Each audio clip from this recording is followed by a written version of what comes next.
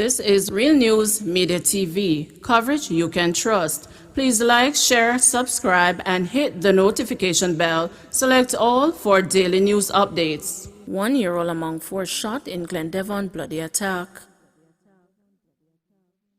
A 1-year-old baby girl is among 4 persons shot and injured by gunmen in Glen, Devon, St. James on Friday afternoon, June 4.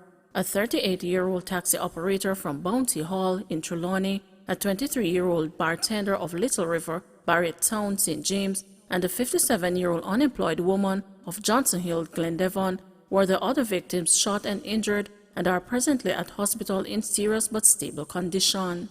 Reports from the Freeport police are that about 5:50 p.m., the occupants of the vehicle had hosted a fish fry in the community earlier on Friday and were making deliveries in a Nissan AD wagon motor car in the community. On reaching a section of Joan Avenue, they were approached by a Toyota Mark X motor car, which blocked their path. 2 men alighted from the vehicle and opened fire on the occupants of the car, shooting all 3 adults and the baby before speeding away. The police were summoned, and upon arrival, the 4 victims, including the infant, were found suffering from gunshot wounds and were rushed to the hospital where they were treated and admitted. Mixed reaction from Westmoreland residents to Wright's JLP resignation. Unimpressed with George Wright's hours-old resignation from the ruling Jamaica Labour Party, some residents have repeated calls for him to also step down as Member of Parliament for Central Westmoreland. A quick check with residents on the street of Savannah Lamar shortly after news broke saw some respondents saying he should go. Others supported him, saying he should not step aside. Most people opted not to be identified by name. Mr. George Wright resigning from the JLP is a facade. That doesn't really go to the extent which the people are seeking, argued Wooly Christos, businessman and community developer in the parish. Another Savannah Lamar resident, who opted not to be identified by name but said he is an avid JLP supporter, agreed with Christos, while one woman, who also identified herself as a JLP supporter and also opted not to be named, became excited of the news. "Him lucky, long time him fi step down," she quipped. There were some dissenting views, however. Colin Old Police Allen made it clear he will not support the JLP without his MP as a member. "No right, no Labour right," he vowed. "George Wright is a good man. A whole heap of good him do for me. I'm a friend," shared another self-proclaimed JLP supporter, who yet again opted not to be identified by name. Meanwhile, a popular juice man from Savannah Lamar, who goes by the name Julu, told the news that he is a die-hearted Labourite and he does not support the MP's decision to resign. "From me born me a JLP, and him no fi resign. Them pressure the man fi resign," he shouted. According to a statement from the JLP on Friday, Wright submitted his letter of resignation to the General Secretary, Dr. Horace Chang, terminating his membership in the party. The party said his resignation was accepted, noting his stated intention to address matters in the public domain and his continued belief in the policies and programs of the government and the party. Wright came under public pressure to resign after a man believed to be him was captured on a video which went viral, showing him hitting a woman with whom he was in a fight with his hands and a stool. The matter was reported to the police. However, the case was soon dropped after both Wright and the woman in the video refused to cooperate with investigators. Wright was later prohibited from sitting on the government benches in the House of Representatives at Gordon House. 20 alleged Clansmen members freed, 30 to face judge. 20 alleged members of the St. Catherine-based Clansmen gang, who were among 50 individuals arrested and charged under the anti-gang legislation, have been freed as the evidence against them did not meet the threshold for prosecution. 30 men now remain in custody and are to be tried in September in the Home Circuit Court. Speaking on Thursday, Director of Public Prosecutions, DPP Paula Llewellyn, explained that the prosecution made the decision to release them after careful examination of the case file. 50 had been arrested on reasonable suspicion, and the police investigated and they believe they had a case against 50. But using our legal hat and the decision to prosecute protocols, we have indicted 30 for a multiplicity of offenses under the anti-gang legislation. I believe 2 or 3 were remitted to the parish court for trial for predicate offences, and the nolle proseque were entered in respect to others, she said. Nolle proseque means the prosecution is dismissing the charges against the accused. What we did, and this is part of our preparation for actual prosecution, we had a team between 6 and 8 seasoned prosecutors who went through the file with the police with a fine-tooth comb, and we know that you have a particular threshold as a matter of law, and given the decision to prosecute protocols that you must be at before ethically and legally you can actually put forward a prosecution. We recognize that in terms of our cases to the requisite standards required, we had 30, Llewellyn stated. The accused men will be tried in a judge-alone trial with 4 or 5 prosecutors, the DPP further noted. Jamaica considering technology to identify people with COVID-19. The Jamaican government has started discussions with a team from Portum System LLC, a health risk mitigation and contract tracing application firm, to assist with the easy detection of people with COVID-19.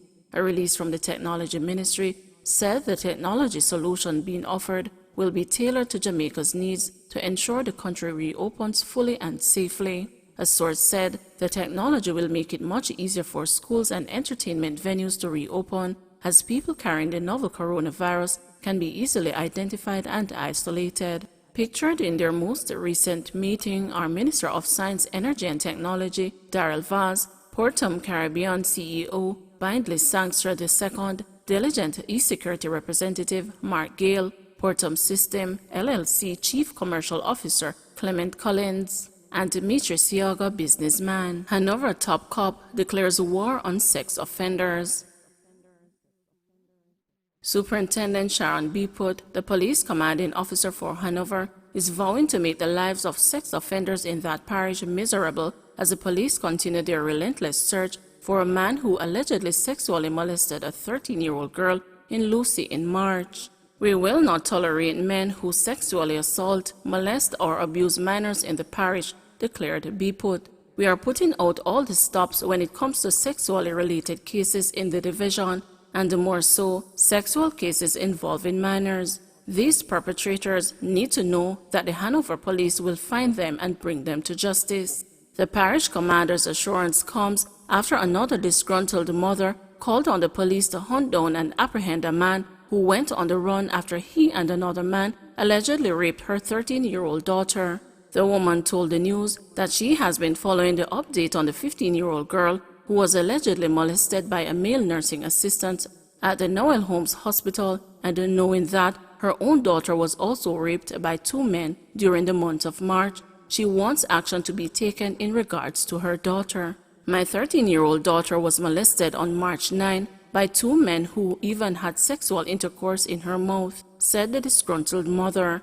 Because of COVID-19, you know, some of us parents have to leave our small children to go to work, and these bigger boys in the community keep on watching your yard, and as you, the parents, leave, they find ways to molest your children, the woman said. My biggest problem and fear is that I am the mother of 2 girls. One is 18 and the other 13 years, and she has been molested by these 2 big boys, added the mother. The distraught mother said the incident was reported to the Lucy police, and following a doctor's report and investigation, one of the men was arrested. She said she wants the other man to be tracked down and arrested as well.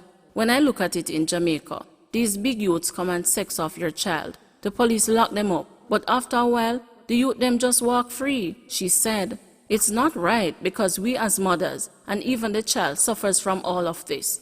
And it is devastating at times because when you sit down with your child and look back on it and you and her try to reason on it, it bothers her a lot. In speaking to the incident with the 13-year-old, B. Putt said the police are working hard to apprehend the other man while confirming that one of the men is in custody.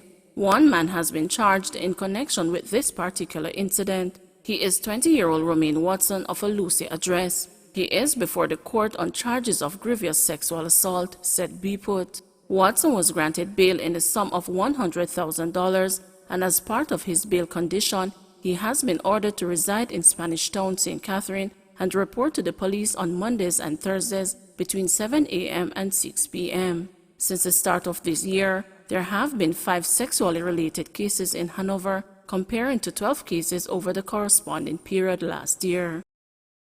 4 more COVID-19 fatalities, 80 additional cases. Jamaica has recorded 4 more COVID-19 fatalities, pushing the tally to 964.